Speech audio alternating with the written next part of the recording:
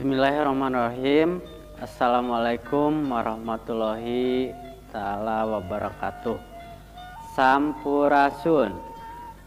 Para siswa sadayana, alhamdulillah urang biasa patepung dina raraga kegiatan belajar diajar ngaliwatan virtual audio visual sareng modul. Dina danget ieu urang diajar nyaeta materi sisindiran. Para siswa sadayana dina materi sisindiran ieu ngagaduhan tujuan anu kahiji ngajentrekeun wangunan sisindiran. Teras anu kadua nyebutkeun ciri-ciri sisindiran.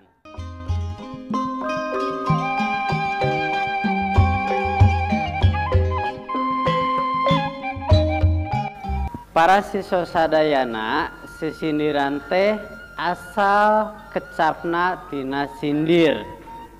Nyaeta omongan anu henteu togmol atanapi omongan anu dibalibirkeun pikeun ngaragangan anu diajak nyarita. Anu dimaksud sisindiran teh nyaeta karangan ugeran anu diwangun ku cangkang jeung eusi pikeun ngedalkeun maksud anu henteu saceplakna. Sisindiran dina sastra Sunda sarua jeung pantun dina sastra Indonesia. Jadi sisindiran teh bisa disebutkeun karya sastra wangun ugeran puisi anu eusina dibalibirkeun heula diwangun ku cangkang jeung eusi sarta lebet ku purwakanti. Para siswa sadayana, sisindiran teh ngagaduhan ciri-ciri. Anu kahiji sapadana diwangun ku dua dugi ka opat padalisan atanapi jajar. Nah ayeuna contoh nu diwangun ku dua jajar. Abdi mah saruluk Arab padalisan kahiji henteu tarima teuing padalisan kadua nyaeta wangsalna korma. Contoh anu diwangun ku opat padalisan atanapi opat jajar. Singgeto nginum jajamu anu gunana nguatkeun urat. Singgeto neangan ilmu nu gunana dunya akhirat. Para siswa sadayana, ciri-ciri sindiran anu kadua nyaeta sapadalisanana teh umumna diwangun ku 8 dugikeun ka 12 ngang. Contona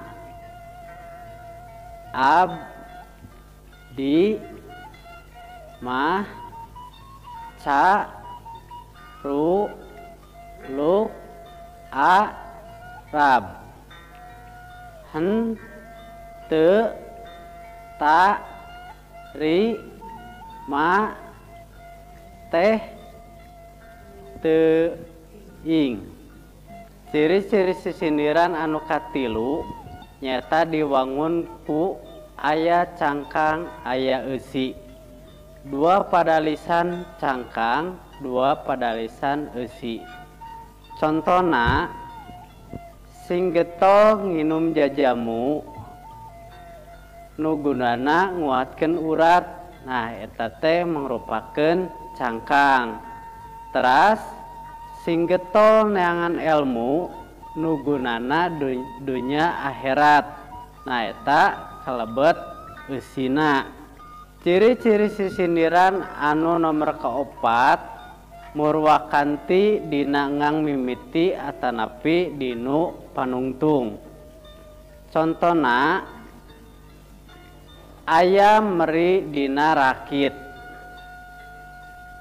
boboko wadah bakatul, lain nyeri ku panyakit kabogoh direbut batur. Para siswa sadayana alhamdulillah urang tos aya dina bagian panutup pengajaran. Nah dina bagian panutup ieu aya mangrupakeun pancen atanapi tagihan kanggo hidup sadayana. Nah tugas ieu tiasa ku hidup dipilari dina modul. Para siswa sadayana sakieu anu kapihatur urang tutup wae ku ucapan hamdalah sasarengan. Alhamdulillahirabbil alamin. Assalamualaikum warahmatullahi wabarakatuh.